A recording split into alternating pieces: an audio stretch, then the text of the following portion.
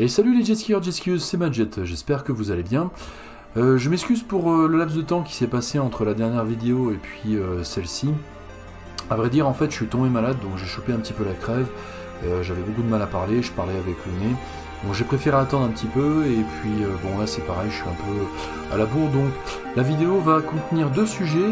On va revenir un petit peu sur certains modèles électriques là, qui ont été présentés récemment. Et puis ensuite, je vous réserve une petite surprise en deuxième partie. Allez, c'est parti!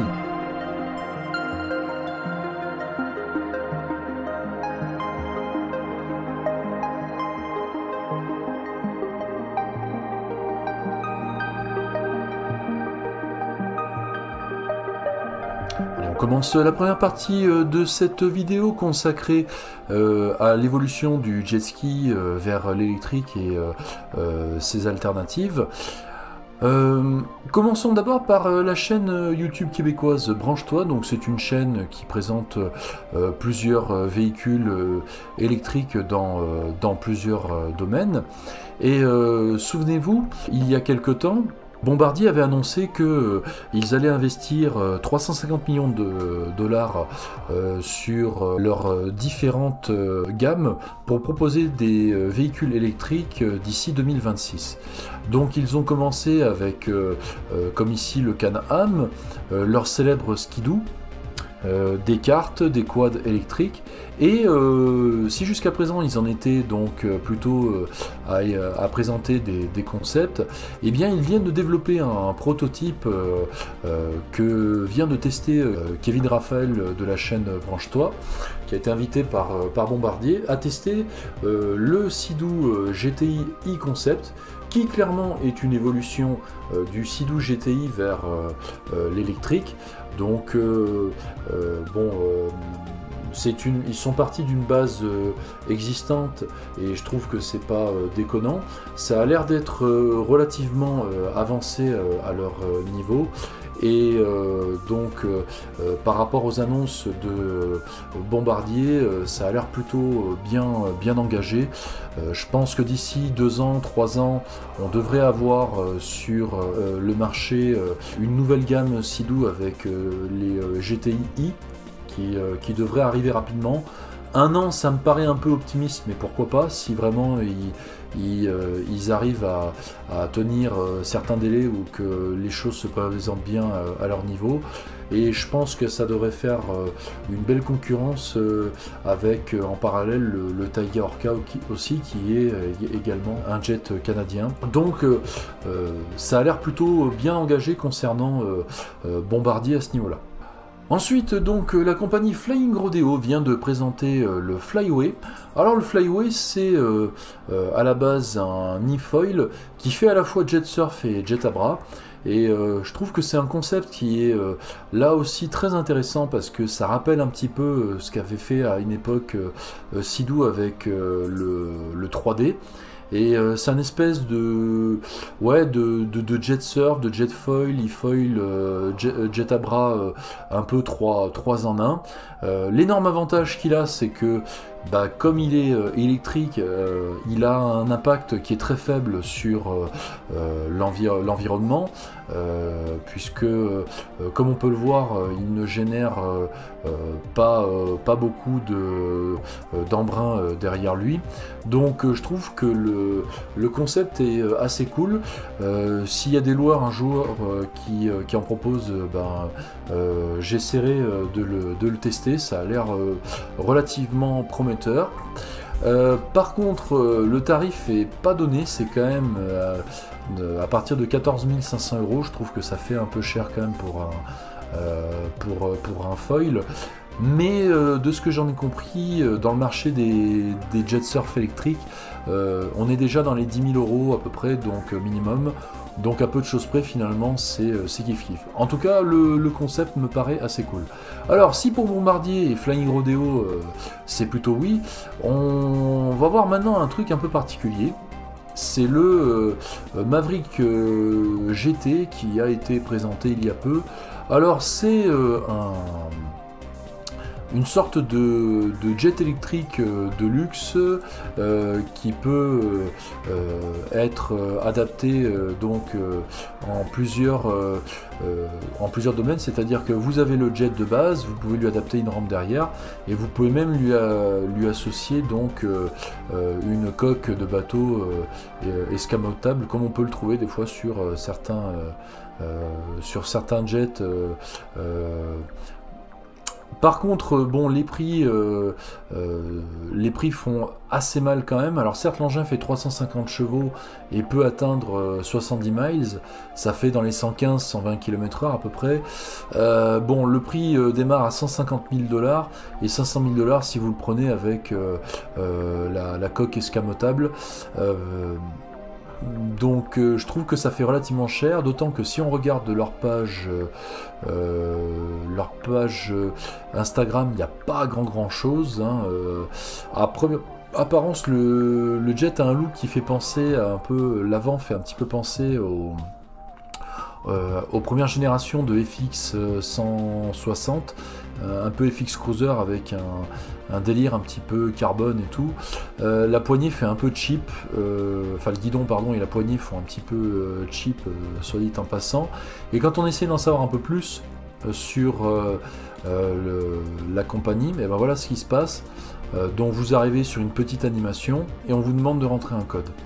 Alors moi quand je vois des trucs comme ça, comme je l'ai dit pour le Sea-Doo GTI e-Concept, c'est oui.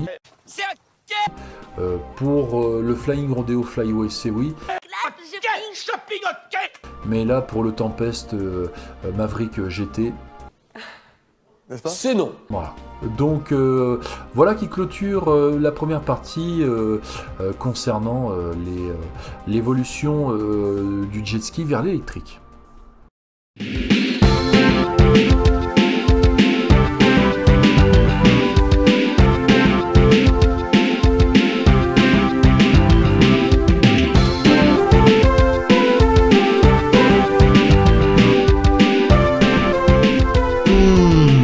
Bonsoir et bienvenue sur la chaîne du jet ski et du plaisir.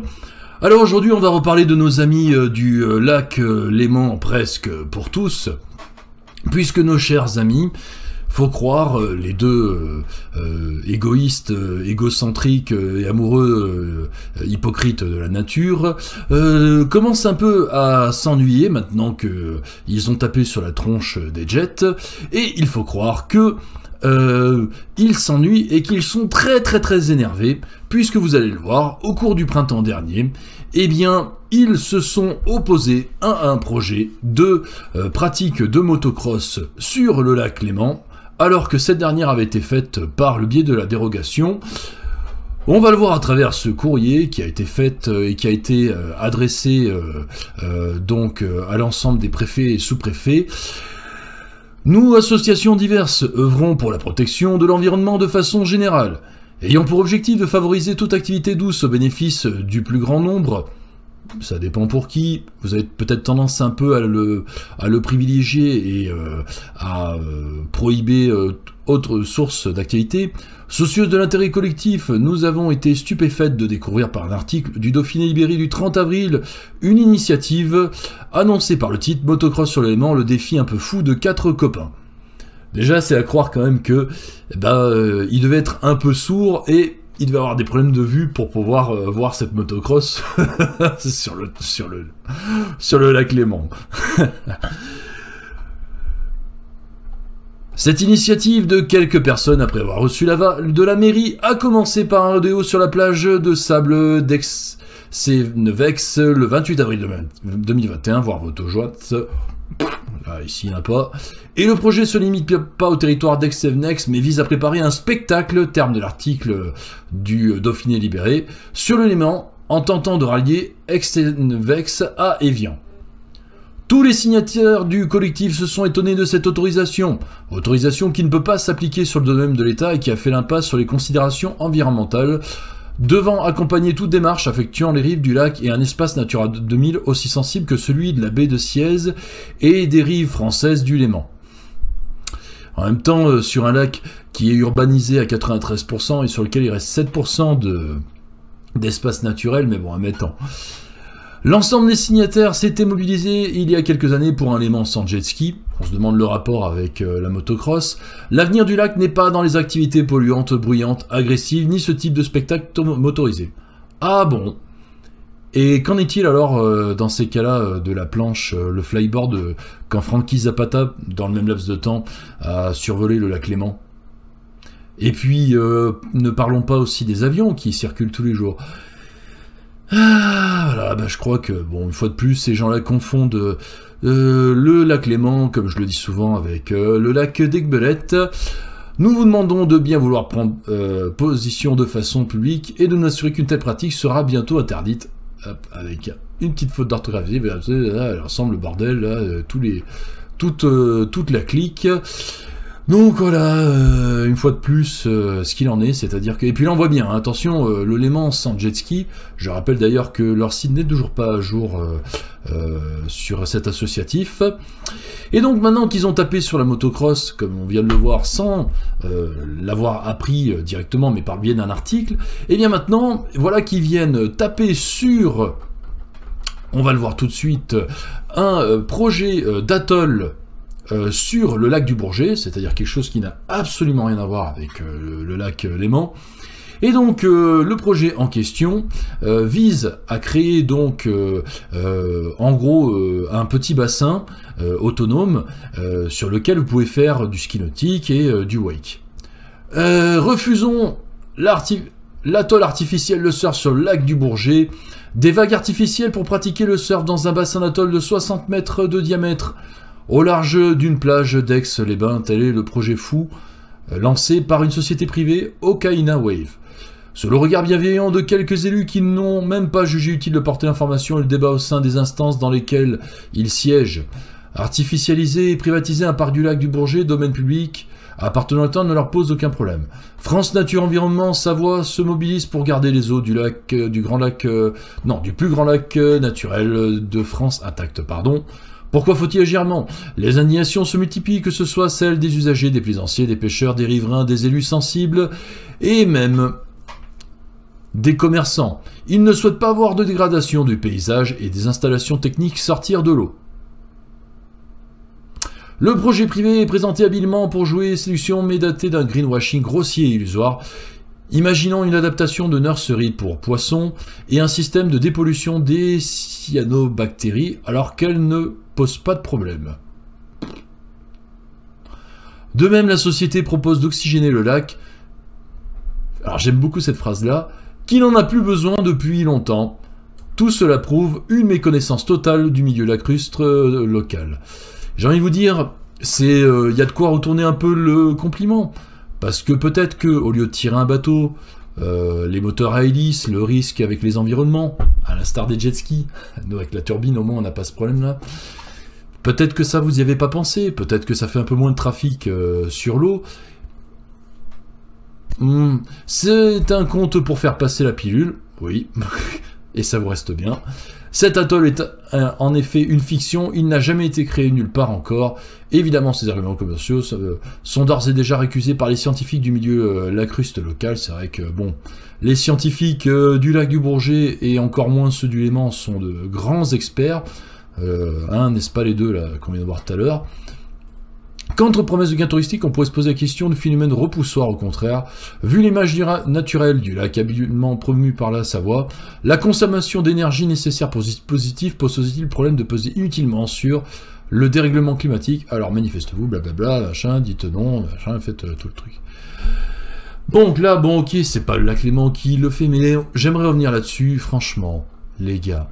Le Léman n'est pas un lunapac, le Bourget non plus. Qu'est-ce que ça peut vous foutre? C'est pas votre lac, les gars, sérieusement. Donc voilà, je voulais vous dire qu'en attendant, ces mecs-là, maintenant qu'ils s'emmerdent et qu'ils ont plus à taper sur autre chose que les jet skis, il faut croire qu'ils n'ont plus rien sur leur pauvre lac, sur leur pauvre enclave. En attendant, portez-vous bien, et d'ici là, à très bientôt.